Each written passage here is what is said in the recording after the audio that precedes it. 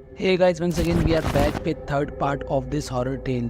Thank you very much Prashant for sharing your story with us. अगर आप लोगों ने इस स्टोरी का पहला और दूसरा पार्ट नहीं देखा है तो पहले वो जाकर देखो. Link is in the description box. Now let's get started.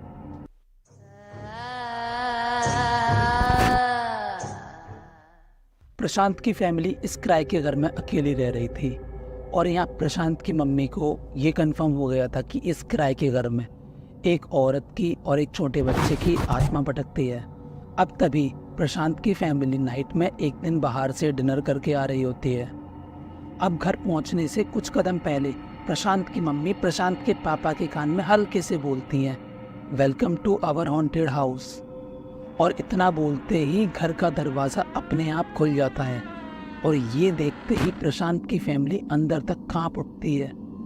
और फिर प्रशांत की मम्मी प्रशांत के पापा को हल्के से बोलती हैं, देखो शायद ही उसी भटकती हुई आत्मा ने दरवाज़ा खोला है. अब समय निकलने लगा था.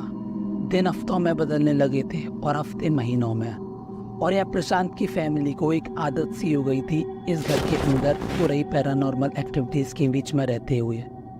हालांकि इन लोगों को इस घर के अंदर भटकते हुए आत्मा के साथ रहते हुए डर तो लग रहा था, लेकिन अब इनको आदत सी हो गई थी. जहाँ इस किराए के घर में कोई भी किराएदार 2 महीने से ज़्यादा नहीं टिक पाता था, वहीं प्रशांत की फैमिली को इस किराए के घर में रहते हुए 7 महीने हो चुके थे. लेकिन यहाँ नोटिस करने वाली बात ये थी कि इस भटकती हुई आत्मा ने प्रशांत की फैमिली को अब तक कोई भी नुकसान नहीं पहुँचाया था. हालांकि अक्सर उसकी रात को रोने की, चिल्लाने की, चीखने की आवाज़ें सुनाई दिया करती थी.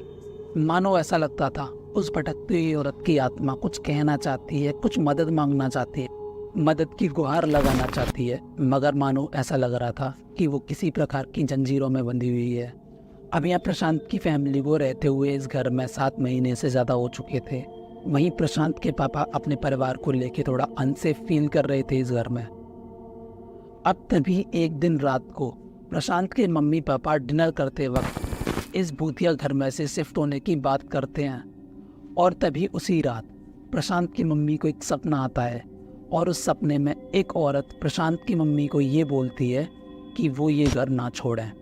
और वो औरत ये भी बोलती है कि आप लोग इस घर को छोड़कर मत जाओ, मैं आप लोगों को कोई भी नुकसान नहीं पहुंचाऊंगी, मुझे आपका परिवार काफ़ी अच्छा लगता है.